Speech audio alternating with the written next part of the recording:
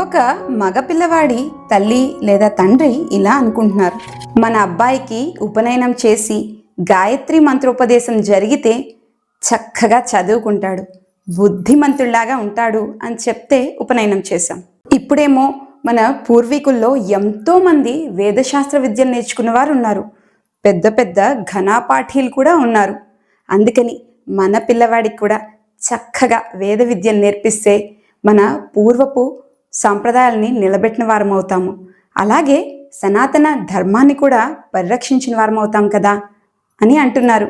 ఇక్కడ నాకు అర్థం కాని ఒక విషయం ఏంటంటే, ఎంబీబీఎస్ చదివి డాక్టర్ అయితే నలుగురికి రోగం వస్తే తగ్గించగలుగుతాడు, వాడికి కానీ వాడి ఇంట్లో వాళ్ళకి కానీ రోగం వస్తే తగ్గించుకోగలుగుతాడు.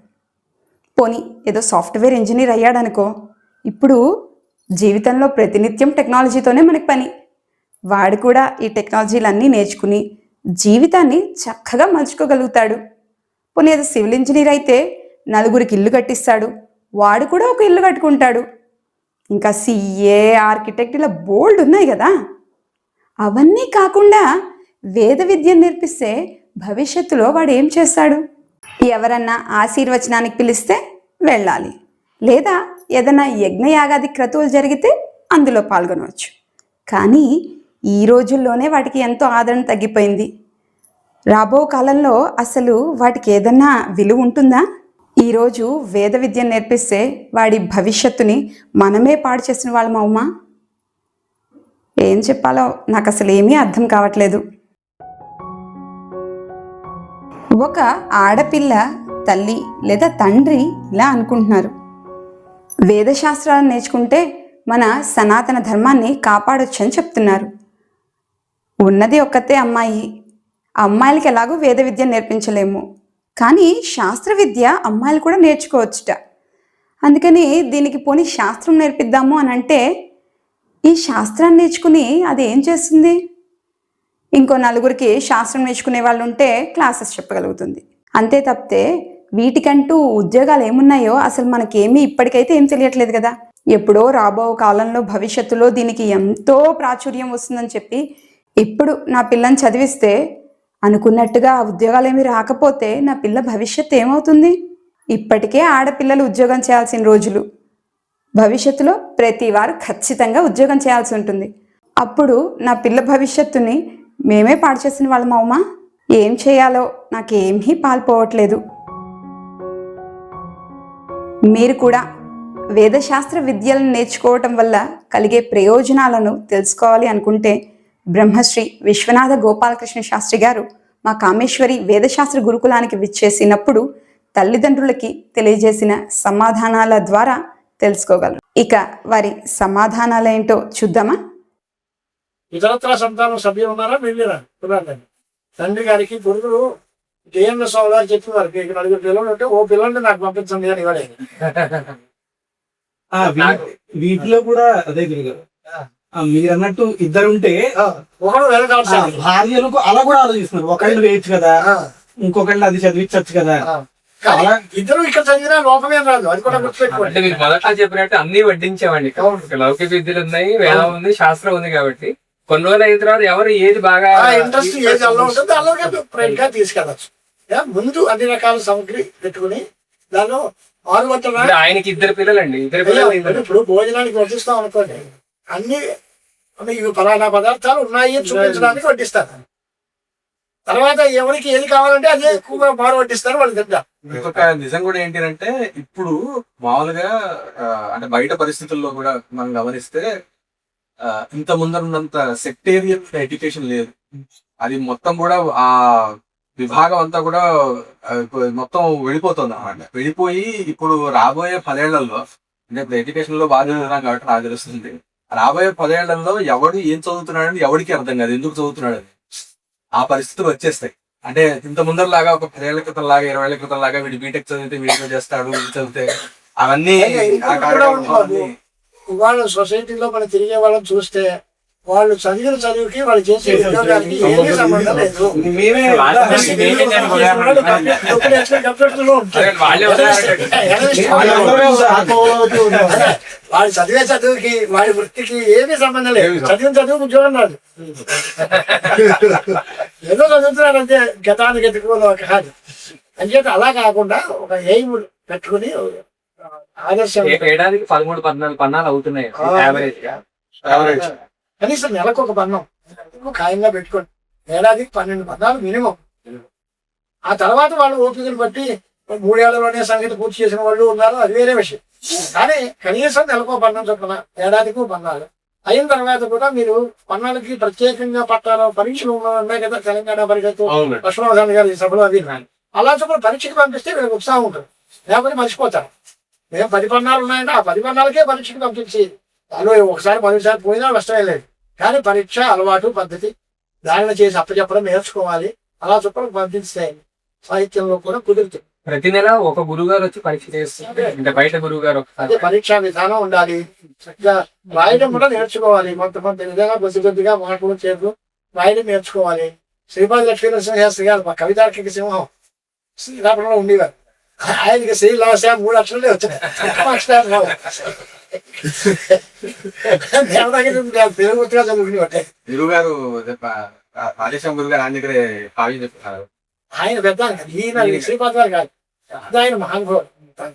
తక్క శ్రీరామ్ చాలా గొప్ప రామప్రమేశ్వర గారికి గురువు గారు ఆ శిష్యు పెద్ద పరంపరలో ఆయనకి అక్షరాలు పాపం ఇక మాత్రం వచ్చేసింది అంతే. అంతే తప్ప రాసేవారు కాదు. అలా కాకుండా కొంచెం రాయడం నేర్చుకోవడం చదవాలి. ఎడ్యుకేషన్ అనేది 10 మందిలో మాట్లాడాలి. ఫస్ట్ వీలైతే ఇతర భాషల్లో కూడా మాట్లాడటం నేర్చుకోవాలి. సంస్కృతంలో కొంచెం ప్రవేశం ఉండాలి. మాతృభాష సంస్కృతం, కాస్త ఇంగ్లీష్లో వాళ్ళు ఎవరైనా మాట్లాడితే మనకి అర్థం కావాలి. భారతీయ తీర్థ స్వాముల వాళ్ళు గొప్ప నాలెడ్జ్ ఉంది, కానీ ఆయన ఒకటి ఇంగ్లీష్ కూడా రాదు. మనం ఏం చెప్పినా అర్థమవుతుంది. మనం ఏం చెప్పినా ఇంగ్లీష్లో అర్థమవుతుంది. కానీ ఎందుకయ్యా మేర్చ భాష అంటూ ఉంటారు మధ్యలో. కానీ అప్పుడప్పుడు సరదాగా మాట్లాడి మీరు అంటూ ఉంటారు కదా, ఇది అనువాదం పరోక్షంగా మాట్లాడతారు. చేత జ్ఞానం కావాలి, ఒక వ్యవహారం కావాలి. సుల్వర్ తమరు ఇందాక అన్న దాంట్లో ఒక ఏంటంటే ఇప్పుడు పూర్వకాలంలో పూర్తి జ్ఞానం అంటే వేదంతో మొదలుపెట్టి అన్ని చదువుకొని సరే పూర్తయిపోయి వచ్చేవాళ్ళు.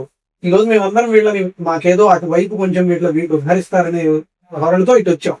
సో ఈ వేదం చదివాక ఏమిటి అంటే మా భార్యలు కూడా అదే ప్రశ్న అడుగుతున్నారు. అవునండి, ఇప్పుడు మీరు వేదం అన్నారు, పెట్టారు, చదివిస్తున్నారు, సరే లౌకికం కూడా నడుస్తుంది, ఒక 25 ఏళ్ళు అయింది, వాడు పూర్తి అయిపోయి మీ ద్వారా అసలు ఏంటి వీళ్ళది ఎలా ఉండబోతుంది, ఏం చేయాలి? ఉపాధి ఆర్థికంగా వాళ్ళ ఉపాధుల గురించి మాట్లాడుతున్నారా? సమాజానికి అలాగే వాళ్ళు సమాజానికి ఏ రకంగా ఉపయోగపడతారు అనే ప్రశ్న, లేక వాళ్ళకి ఏ రకమైన ఆదాయం వస్తుంది, ఎలా జీవనోపాధి? ఆదాయం గురువు కాదండి. అంటే ఇప్పుడు మళ్ళీ ఆత్మజ్ఞానం అటువైపుగా వెళ్తే కొంచెం మళ్ళీ నేను చెప్తున్నాను. వేదం విజ్ఞానం, వేదం చదువుకున్న తర్వాత ఆ వేదంలో ఉన్న విషయాలు ఏమిటో తెలుసుకోవాలి. తెలుసుకున్న తర్వాత దాన్ని ఆచరించాలి. దాని ద్వారా చిత్తశుద్ధి కలగాలి, బ్రహ్మాచరణం. దాని ద్వారా జ్ఞానం, మోక్షం, అది పరోక్షం. అది ఆచార్య స్వామి వారు సోపాన పంచకంలో చెప్పిన మాట, వేదో నిత్యమధీయత తదుదితం కర్మ స్వనుష్ఠీయతం. సెకండ్ లైఫ్ మొట్టమొదటిలో వేదం చదవండి, తర్వాత వేదంలో చెప్పిన పని చేయండి. తేన ఈశస్య విధేయత మపసితికి. 3వ లైఫ్ అంటే కర్మలతో భగవంతుని పూజించడం అంటే ఏంటి అంటే ఆ కర్మ ఫలాలు భగవంతుడికి సమర్పించడం, పని చేయడం నా వంతు, ఫలితం నీకు ఇచ్చేస్తున్నాను అనడం పూజ. అది ఆ పూజ. ఆ తర్వాత తేన ఈశస్య విధేయత మపచితి కామ్యే మతిస్థీయత పాపౌహ పరిసూయత భవసుఖే దోషోనుసంధీయత. మన ఈ సంసార సుఖాలు దీనిలో పక్కవాడు అరంతస్తులు మేడ కట్టుకున్నాడు, ఏమో కారులో తిరుగుతున్నాడు, ఆ దృష్టి ఉంటే ఇది రాదు. అంటే దాని మీద కొత్త దృష్టి తగ్గించుకోవాలి. భవసుఖాలు, సాంసారికమైనటువంటి భోగభాగ్యాలు, వాటి మీద దృష్టి తగ్గించుకోవాలి. పాపం తొలగించుకోవాలి, పరమేశ్వరుడు ప్రీతి చెందాలి, నా మనస్సుకు ప్రశాంతత, చిత్తశుద్ధి కలగాలి, తర్వాత నేను మోక్షం పొందాలి అనేది ఒక కాన్సెప్ట్. అది అలా కాకుండా మొదట్లో వేదము చదువుకుని తన అంతర్జ్ఞానం నేర్చుకుని తెప్పించి అనుష్ఠానం చేసుకుంటూ నిత్యకర్మ అనుష్ఠానం, నిత్య నైమిత్తికే రేవు భగవాను దురితక్షయం, నిత్య నైమిత్తిక కర్మల్ని మానకుండా చేస్తూ కామ్య జోలికి వెళ్లకుండా మనం ఎవరిని అపకారం చెయ్యం, తప్పుడు పని చెయ్యం, మనకి చెప్పిన పని మనం చేసుకుంటూ ఉంటాం. చేతనైతే ఇతరులకు సాయం చేస్తాం.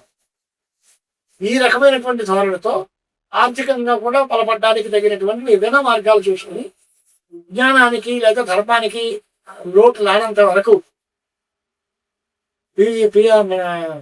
పివిఆర్కే ప్రసాద్ గారు నాకు మంచి పెద్ద ఆయన చీఫ్ సెక్రటరీ పదవి ఇస్తానంటే నాకు ఎక్కడ కదా.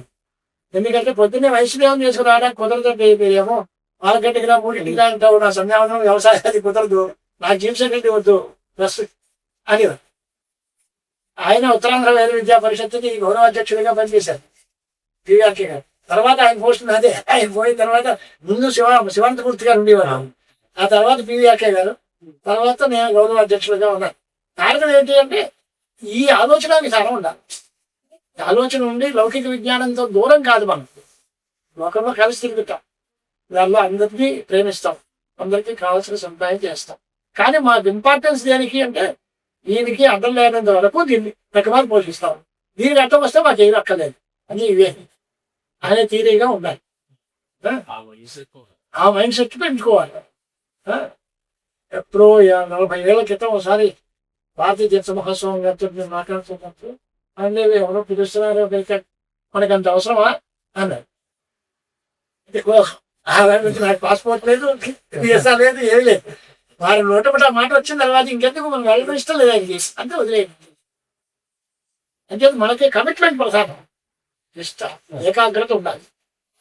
దీనివల్ల మీరు అడిగిన ప్రశ్నకి సమాధానం ఏంటి అంటే వాడి ఆత్మోన్నత్యానికి వాడు బాగుపడడానికి తగిన మార్గం చాలా సుదూరం మోక్ష పర్యంతం ఉంది. లేదా నా కళ్యాణకు కష్టిన్ దుర్గతిందాతగచ్చది, మంచి చేసిన వాడికి ఏదైనా అడిగి నాశనం లేదు అనేటువంటి మాట కూడా భగవంతుడే చెప్పాడు.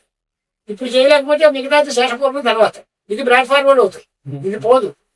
ఇప్పుడు చేసి ఇంతవరకు చేశాం కదా ఇది పోతుందేమో అని అంటే లేదు, అదంతా ఖచ్చితంగా కంటిన్యూ అవుతుంది. రెండోది పూర్తిగా దీనిలోనే మనం బాగా తరించి ఆత్మశుద్ధి కలిగి చిత్తశుద్ధి కలిగిపోయి మోక్షం యోగాభ్యాసం చేసుకుని సాధనం చేస్తే మంచిదే. ఆఖరిగా ఇంకోమాడు ఎక్కువసేపు కూర్చోలేరు. సురేష్ రాజారు వారు మానసోల్లాసంలో చెప్తారు, శృతి ఆచార్య ప్రసాదేన యోగాభ్యాస బలేన చ ఈశ్వరానుగ్రహేణ చ అది పుమాన్ పూర్ణ. పూర్ణత ఎప్పుడు వస్తుంది అంటే ముందు వేద ముందు, తర్వాత ఆచార్యుల యందు భక్తి ప్రపత్తులు ఉంటే వాళ్ళ యొక్క అనుగ్రహం ఉండాలి, వేదమాత ఆశీస్సులు ఉండాలి, గురు కటాక్షం ఉండాలి. యోగాభ్యాసం బలేన చ పరశురాం కల్పసూత్రాలు సంప్రదాయ విశ్వాసాభ్యాంశి సర్వసిద్ధి. అంతే అంతే అంతే. అంచేత శృతి ఆచార్య ప్రసాదేన యోగాభ్యాస బలేన చ ఈశ్వర అనుగ్రహేణ చ అన్నారు. అలాగే భగవద్గీతలో మరో అధిష్టానం తదా కర్త కరణం వెరీ గుడ్. కదా 5 దీనిలో మొదటి 4 మన చేతిలో ఉన్నాయి, దైవం ఆయన చేతిలో ఉంది. కానీ 80% మనం చేయాల్సిన పనులు, తర్వాత 20% భగవంతుడి దయ. మనం దైవాన్ని నమ్ముకోవాలి, మన కృషి మనం సాగించాలి. చేసుకోండి, ఏమి లోపం లేదండి. అందరికీ ఇప్పుడు శ్రీ వెంకటేశ్వర స్వామి వారు ఉన్నారు, ఏదో మనకి ఏదో సహాయక స్కీమ్ ఇంకోటో ఉపాధి ఇస్తారు. బాగా కష్టపడి చదువుకున్న వాళ్ళకి దేశం ఖాళీ డౌట్ లేదు గురుగారు. అంటే వాళ్ళు రేపు సంపాదిస్తారా అది అని కాదు, పక్కన వాళ్ళు ఇప్పుడు ప్రశ్న అడిగితే అవును వీళ్ళు వేదం చదువుతున్నారు ఏంటి ప్రయోజనం, రేపు 8 ఏళ్ళు అయిన తర్వాత చెప్పే ఆన్సర్ ఒకటే అది కావాలి. అదే చదువుకి ఫలం ఏమిటో అది వేదం చదువుకుంటేనే వస్తుంది. తక్కువ చదువు చదివితే అది చదువు కాదు, దానివల్ల వచ్చే ఫలితము కాదు. చదువుకి ఫలం ఏంటి? వినయం. విద్య నిలాంటి వినయం పోనీ విద్య విజ్ఞానం కలుగుతుంది. ఈ 2 వినయం కానీ విజ్ఞానం కానీ సంస్కారం కానీ ఇవన్నీ వేదశాస్త్ర విద్య చదువుకున్న వాళ్ళకి వస్తాయి తప్ప దానిలో ఏదో సైన్స్ టెక్నాలజీయో చదివితే ఇవి రావు కదా. విద్యా ఫలాలు అది చదవడం దేనికి అంటే పట్టుపోసుకోవడానికి డబ్బులు వస్తాయి, అంతవరకే పరిమితమైన ప్రయోజనం. కానీ విద్యకు ఉండే ఫలితం పూర్తి ఫలితం అంతా దీనిలోనే ఉంది. దీన్ని డబ్బుకి కావాలంటే వాడుకోవచ్చు. బోల్డ్ మార్కెట్ ఉంది, గట్టిగా వేద చదివే వాళ్ళు ఒక 6 నెలలు స్వార్థం చేసుకుంటే వాడు ఇవాళ మొదలు పెడితే ఎల్లుండికి మళ్ళీ కాదు ఏదో అవతల ఎల్లుండికి మేడా కలిగేటువంటి స్థితి ఉంది లోకంలో. కావాలంటే అది వాడుకోవచ్చు. డబ్బు సంపాదించడానికి కూడా మార్గాలు ఉన్నాయి. అయితే ఒక్కటి మాత్రం ఏంటి అంటే మనలో ఇన్ఫీరియారిటీ కాంప్లెక్స్ ఉండకూడదు. మేమేదో శిఖాయుతాలు పెట్టుకుని ఈ రకమైన వైదిక విశ్వాసంలో వైదిక వస్త్రధారణతో మేము ఉన్నాము, సోషల్ జస్టిస్ లేదు, సోషల్ రికగ్నిషన్ లేదు అనే ఫీలింగ్ రాకుండా ఉంటే ఇదంతా హాయిగా ఉంది, దీనిలో లోపం లేదు. కానీ అది ఆ దృష్టి కనుక ఎప్పుడైతే వచ్చిందో పక్కన ఉండేటువంటి స్కూల్స్ లో ఉండేటువంటి వాళ్ళందరూ వెళ్ళే విధానం, వాళ్ళ డ్రెస్ కోడ్, వాళ్ళ బస్సులు అవి చూస్తే అయ్యో అది మాకు లేదేమో అని అనుకుంటే అప్పుడు వచ్చి ఇబ్బంది. అది లేకుండా పిల్లల్ని ముందు కంట్రోల్ చేయాలి. తిరగబడి చెప్పండి, మన అదృష్టం వాళ్ళకి పట్టలేదు కదా, వాళ్ళలాగా మనల్ని ఏమని కాదు, మన అదృష్టం వాళ్ళకి పట్టలేదు కదా. ఏ పొద్దున్న చీఫ్ మినిస్టర్ వచ్చినా వేల పండితులు దండం పెడతాడు, వీళ్ళు కనీసం బాగున్న వారికి కూడా అంటారు.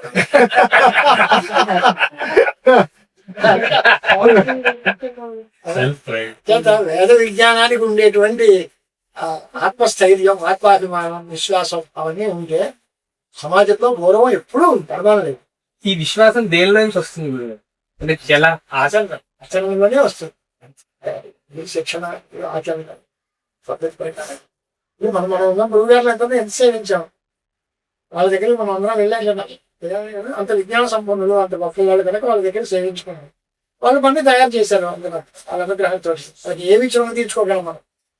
అంటే దీనికి తీరం ఏంటంటే మనకు మళ్ళీ శిష్యం ఒక చేయడమే మనం చేయగలిగిన పని. అయ్యా ఒక వాస్తవానికి ఇప్పుడు మీరు చెప్పిన ఈ సమాధానం ఇవన్నీ కూడా కొద్దిగా ఈ ఇంక్లినేషన్ ఉన్న వాళ్ళకి, ఈ మనస్థితి ఉన్న వాళ్ళతో మాట్లాడుతున్నప్పుడు ఇది చాలా సాధారణ. వాళ్ళు కూడా భగవంతుడు, వాళ్ళు కూడా మోక్షమే పరమావధి అని నమ్మిన వాళ్ళకైతే ఈ సమాధానం సరిపోతుంది. కానీ మేము లౌకికంలో ఉన్న వాళ్ళం కాబట్టి పిల్లల్ని పక్క పెట్టి వీళ్ళని కన్విన్స్ చేయడం కూడా తేలికే. కానీ భార్యల్ని అంటే మేము వాళ్ళకి సమాధానం చెప్పడానికి నిజంగా చెప్పాల్సిన పరిస్థితులు ఉన్నప్పుడు వాళ్ళని కన్విన్స్ చేయడం, దీనిలో ఇంపార్టెన్స్ మనం గుర్తిస్తే మనం వాళ్ళని కన్విన్స్ చేయవచ్చు. అంటే మీరు ఈ మార్గంలో కొంచెం రావాలి. మనకి దీని మీద పూర్తి అవగాహన ఉండే, దీని మీద అభిమానం పూర్తిగా ఉండేది.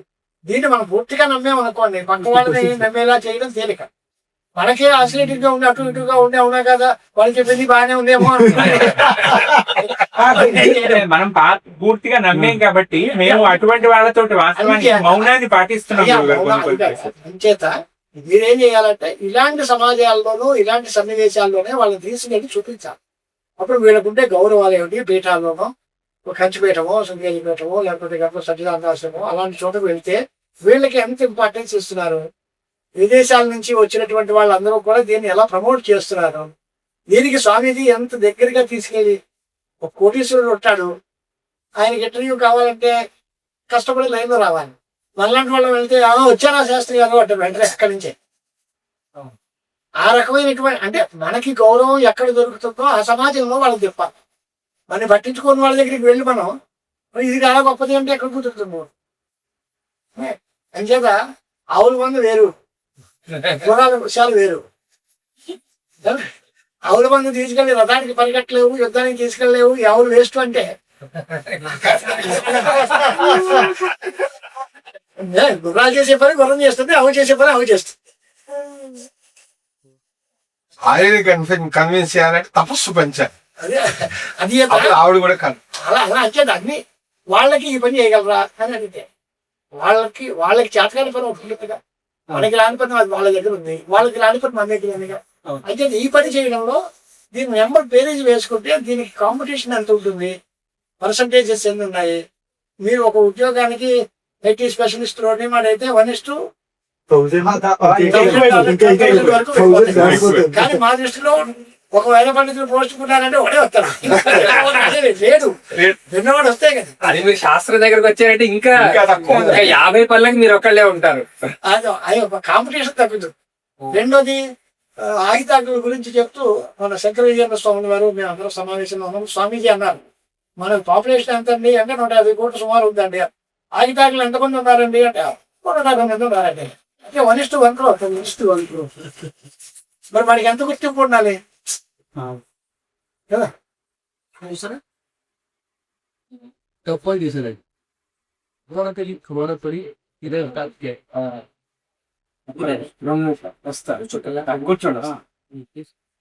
అంచేత ఇది లోక బ్రాహ్మణం ఇలా ఉంటే అంతసేపైనా ఉంటుంది. కానీ సాధారణంగా ముందు శ్రద్ధావాన్ లభతే జ్ఞానం. తత్పర సంగతేంద్రియ అంటే ముందు శ్రద్ధ కావాలి, తర్వాత అర్థం ఏంటమ్మా? తత్పర సంగతే తత్పర అంటే దాని మీదే కమిట్మెంట్ ఉండాలి, దాని మీదే ఆదరణ ఉండాలి, అదే దాని ఎందుకు శ్రద్ధ ఉండాలి, అదే నాకు కావాలి, అదే నాకు లక్ష్యము, దాని ఎందుకు ఉండాలి. సంయతేంద్రియ అంటే ఇంద్రియాలు అదుపులో పెట్టుకోవాలి. ఇవాళ కొత్త సినిమా వచ్చింది వెళ్ళిపోతాను, లేదా కొత్త మొబైల్ వస్తే కొనుక్కోవాలి, ఈ మాటలు కాకుండా మన ఇంద్రియాలని మనం అదుపులో పెట్టుకోవాలి. చూసింది ఎలా తినాలి అని అనుకోకూడదు. క్రికెట్ మ్యాచ్ పద్ధతిలో చక్కగా చూడాలి, చక్కగా తినాలి, ఆహారాలు నియమాలు పాటించుకోవాలి. అది ఇంద్రియం. అప్పుడు తత్పరత ఉండి ఇంద్రియ నిగ్రహం ఉంటే, శ్రద్ధ ఉంటే అన్నీ నీ స్వాధీనం ఉంది. ఇందులో నువ్వు చెప్పిన మాటే శ్రద్ధావాన్ భవతే జ్ఞానం తత్పర సంయతేంద్రియ అని భగవంతుడు చెప్పిన మాటే కదా. ఇప్పుడు మీకు అందరికీ ముందు ఖచ్చితమైన శ్రద్ధ ఉండాలి. తర్వాత జ్ఞానం లబ్ధ్వా పరాం శాంతిం అచిరేణ అధిగచ్చతి. చాలా బాగా చెప్పారు. అచిరేనంటే అచిరేణ అండి. కొన్ని పరాం శాంతి అంటే ఏంటి? పరాం శాంతి అంటే గొప్ప శాంతి. గొప్ప శాంతి. జ్ఞానం లబ్ధ్వా అంటే జ్ఞానం పొందిన తర్వాత గొప్ప శాంతిని. అచిరేణ అంటే ఇమీడియట్లీ, శీఘ్రంగా పొందుతాడు. అన్నిటికీ కండిషన్ ఏంటి? జ్ఞానం లబ్ధ్వా, జ్ఞానం రావాలి. అది ముందు జ్ఞానం రావాలి. అంటే నీ ప్రయత్నం అంతా జ్ఞానం సంపాదించడానికి ప్రయత్నం. వచ్చిన తర్వాత అలాంటి శాంతి సౌఖ్యం అన్నీ వస్తాయి. చిట్టు చివరికి పెద్ద వాన్సైట్ చాలా దూరదృష్టి పెట్టుకోవడం మంచిది కాదు. ఇమీడియట్ గా ఇక్కడి నుంచి ఎంత దూరం దృష్టి సాధిస్తాం అని అంటే కనీసం మనకి 14 దూరం వరకు చూసి ఇంతవరకు బాగానే ఉండేవా, తర్వాత అక్కడి నుంచి తర్వాత ఏంటి వెతుక్కోవాలి. కానీ ఇవాళ ఇక్కడి నుంచి మనం మెడ్రాస్ వరకు వెళ్ళాలి అంటే దాంట్లో ఏమున్నాయండి అని చూస్తే మనకేం కనపడదు. అంటే అంత దూరం ఆలోచన పనికిరాదు. ముందు క్రమక్రమంగా దగ్గరలో ఈ అధ్యయనం పూర్తి అవ్వాలి, బాగా స్వాధీనం కావాలి. తర్వాత చదువుకున్న తర్వాత దీనికి ఉపయోగం ఏమిటి అనేది తర్వాత చూసి శాస్త్రాలన్నీ దీనికి జోడిస్తే అది అప్లైడ్ మ్యాథమెటిక్స్ అంటామే మనం. అప్లైడ్ సైన్సెస్ వేరు, సైన్స్ వేరు కదా. సైన్స్ చదువుకుంటే చాలా అప్లికేషన్ కదా, ఆ అప్లికేషన్ మోడ్ లో అవన్నీ వస్తాయి. నేను అన్న ప్రశ్నలందరికీ సమాధానాలు దానిలో వస్తాయి. అది మనం యాజ్ఞిక మర్యాదలో ఇతరుల చేత చేయిస్తామా, లేక మనం దాన్నే చేస్తామా, దాన్ని ఆముష్మికంగా వాడుకుంటామా, అది తర్వాత అప్లికేషన్స్ లో ముందు స్వాధీనం చేసుకోవాలి. చేసుకుంటే దాన్ని ఎలా వాడుకుంటామనేది తర్వాత మనం శుభమస్తు. అయ్యో వెళ్ళేద్దాం.